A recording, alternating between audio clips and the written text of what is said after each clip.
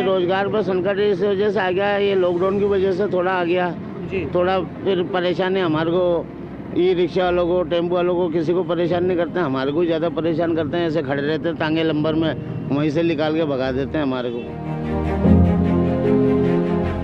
करीब 35 साल हो गए मेरे को चलाते हुए, हमारे बाप दादा से ही चलते हुए आ रहे हैं वैसे तांगे तो। सरकार कभी कोई पूछने नहीं आई हमारे पास में कि आपको क्या परेशानी है। जी।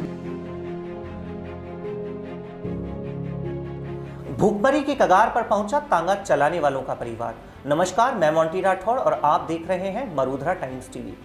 तांगा थी कभी शान की सवारी, संवरती थी इससे गरीबों की जिंदगी। अब इनके दाल रोटी पर भी संकट आ खड़ा हुआ है। भूखमरी की कगार पर पहुंचा तांगा चलाने वालों का कुनबा। इसका जीता जागता नमूना देखना हो तो अजमेर ही देख लीजिए। जी हाँ, हम बात कर रहे हैं अजमेर शहर की, जहां तांगा घोड़ा गाड़ी अब सपना बनकर ही रह गया है।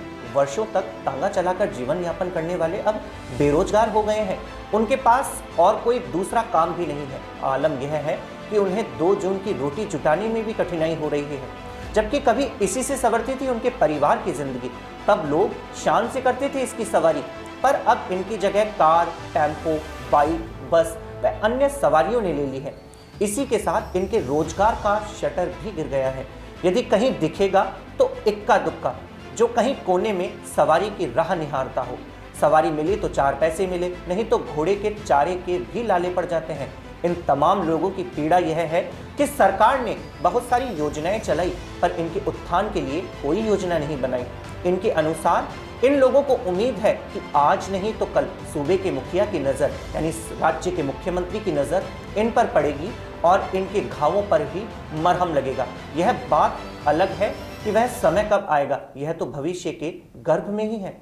सर, अजमेर शहर की शान हुआ करती थी तांगा की सवारी। जी, तांगा घोड़े की सवारी है शान। अजमेर की शान तो यही है, जो भी बाहर की सवारी आती है वो तांगा ही पसंद करती है। अब रोजगार के ऊपर संकट आ गया ये है। रोजगार पर संकट इस वजह से आ गया, ये लॉकडाउन की वजह से थोड़ा आ गया जी। थोड़ा। फिर परेशानी हमारे को, ई रिक्शा वालों को, टेम्पो वालों को, किसी को परेशान नहीं करते हैं, हमारे को ज़्यादा परेशान करते हैं। ऐसे खड़े रहते हैं तांगे लंबर में, वहीं से निकाल के भगा देते हैं हमारे को। अच्छा, हमारा तो कोई बोलने वाला, मांग करना चाहते हैं? हम तो यही मांग करना चाहते हैं। हम सब गरीब आदमी है, तांगे घोड़े वाले, ना तो इनके लिए कोई कॉलोनी दी है कभी आज तक। जी। क्या जी। और हम तो हमारे घोड़े का कैसा पालन कर रहे हैं, हमारे बच्चों का कैसा पालन कर रहे हैं, वो तो हम ही जानते हैं। कोई सरकार कभी कोई पूछने नहीं आई हमारे पास में कि आपको क्या परेशानी है। जी। कितने जने आए ऐसे केलवा के, हमारे को कई जने चले गए जी। कर गए। अब कुछ तो हमारे पीछे कितने जने पड़ रहे हैं। देखो, दाने वाला है, नालबंद है, सभी हैं हमारे पीछे ही हैं। जी। हम पैसा कमा के देंगे जब हमको वो दाना देगा, रिस्का देगा। और फिर उनका भी कारोबार नहीं है। नालबंद का भी ऐसा है कि जैसे जो नाल बांधने वाला है, अब दिन भर में 2 घोड़ों की नाल बांधेगा तो क्या वो घर में बच्चों को पालेगा। आप सरकार से क्या मांग करते जी, हैं? यही मांग करना चाह रहे हैं हम तो कि हमारे को एक रूट दिया जाए, कोई सा भी रूट दिया जाए। हमको दरगाह का रूट चाहिए। आपका परिचय?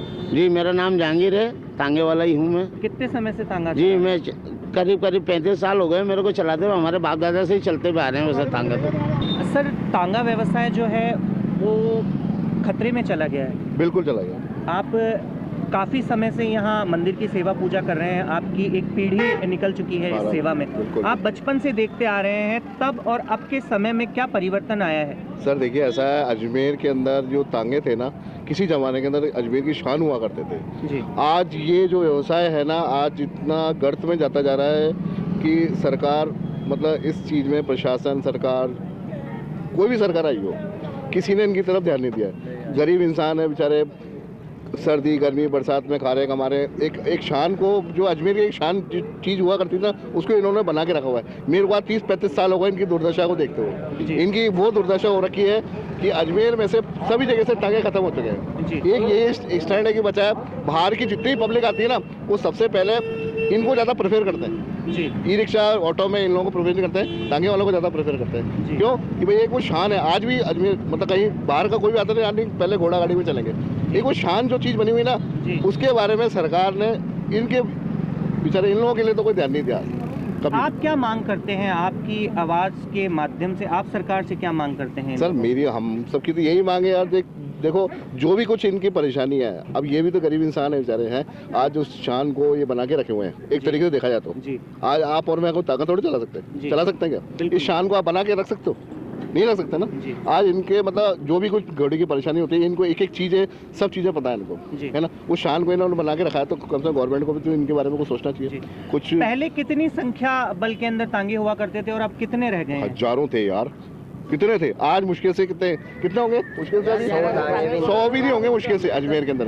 एक घोड़े के पालन के ऊपर एक दिन का मिनिमम मैक्सिमम कितना खर्च आता है? 200 रुपये खर्चा आ जाता है। 200 250 आराम से 300 रुपये मान लो आप, मतलब सब कुछ मिला करके इनका पूरा खर्चा आता है।